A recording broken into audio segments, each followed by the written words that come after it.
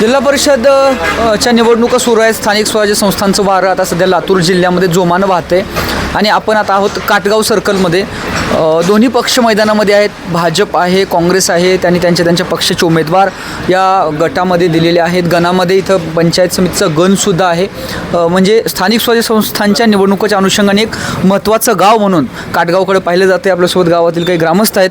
काय सांगाल, निवडणुका आल्या की त्या ठिकाणी राजकीय पक्ष आले, त्यांचे आश्वासनं आले, उमेदवारांना ते पुढं करतात, जोरदार प्रचार करतात.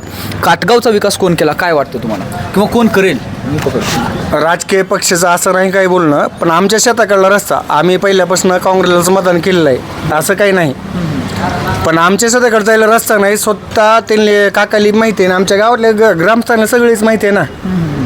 तिचा विकास झाला का, कधी झाला? त्यांनी या रस्ता केला आहे, त्याच्यावर मग आम्ही पदरचे 2-2 लाख घालून पैसे एका शेतकऱ्याच्या समजा 5,000-10,000 5,000 गोळा करून आम्ही 2-2.5 लाख आम्ही पदरचे घातले होते. बरं, रस्ता म्हणजे शिवरस्ता आहे का शेतात? नाही, रोड रस्ता आहे ती, त्यांनी काम बी केलेलं आहे त्याच्यात. बरं. पण आम्ही पदरचे पैसे घालून केलेलं आहे.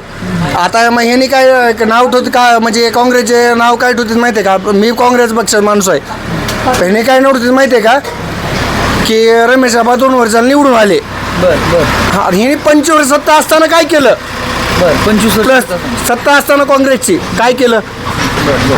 त्याची उत्तर देत नाहीत का मग रमेश आपण? आपण विचारा का, मी काय सांगितलं, ग्रामपंचायतला कधी 20 वर्ष जाणं झालं नाही मला, आणि पंचायत जिल्हा परिषद काय जायचं? बरं, रस्त्याचा प्रश्न तुम्ही मांडलाय. रस्त्यासोबत काकाली विचारलंय. बरं. अच्छा, मला सांगा, रस्त्यासोबत इथं चर्चा आहे की कमानी संदर्भाची पण मागणी होती, तालमी मागणी होती. नाही, आम्हाला कमान पाहिजे का? तालीम नको आहे ना, कमानीची मागणी आहे आम्हाला. बरं, कमानीबद्दल काय, म्हणजे नेमकं कशासाठी पाहिजे आणि काय मुद्दा? अरे गावात पाहिजे ना कमान, म्हणजे प्रवेशद्वार येला. प्रवेशद्वार. मग 90% समाज हिंदू आहे, हां.